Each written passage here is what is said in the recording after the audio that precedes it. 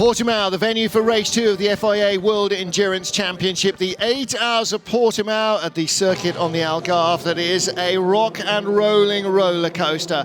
From the first ever French pole position, the Alpine led the field away. The top hypercar in qualifying, the top 3 cars on the grid were hypercars, with the 28 Jota car leading the LMP2 field. But around the outside, out of turn 1, came the Racing Team Netherlands car to take the lead in LMP2. Tom Blomqvist in the 28 Jota car, then trying to cut back inside into turn 3, but his teammate had already gone for the gap, and the 2 Jota cars made contact. Blomqvist, the LMP2 pole sitter, rejoined last. Porsche's qualifying pace evaporated on race day. Ferrari got in front very early on. The first and only really major incident, Ryan Briscoe misjudging the width of the Glickenhaus, clattering the D-station Aston Martin, which hits the 77 Dempsey Proton Porsche, which nearly took the United Autosport car out of the race, but missed it. The 2 GT cars would end up out of the race early on. Cetilar were right in the hunt at the front of the GTE AM category from the early going, but the end of an effective charge for the podium for Racing Team Netherlands when Joop van Uitert made contact with a GT Ferrari. Didn't do any damage to the Ferrari. High class in front in the Pro-Am class as a result of that Racing Team Netherlands failure. Safety car, the only one of the race, brought out as Miro Konopka spun off, and that allowed the Porsches to get a lap back on the Ferraris. Also allowed the Alpine to close right back up and rejoin battle with Toyota with a couple of hours left, but Toyota would always have a fuel advantage. United kept Jota honest.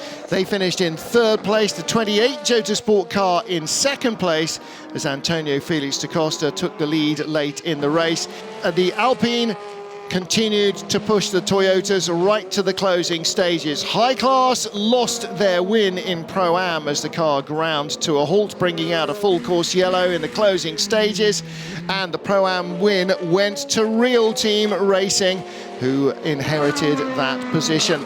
Antonio Fuoco brought Cetilar's Ferrari to the line to win in GTE AM. GTE Pro, a Ferrari 1-2, 51 ahead of 52.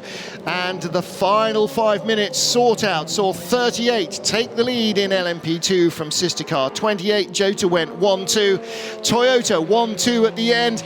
The number 8 car winning the company's 100th World Championship Endurance Motor Race ahead of the sister number 7, and they take a substantial championship advantage away from Portimao.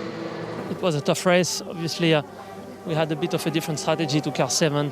We saved a lot more fuel, and I was able to avoid the splash. However, they got really lucky with the full course yellow.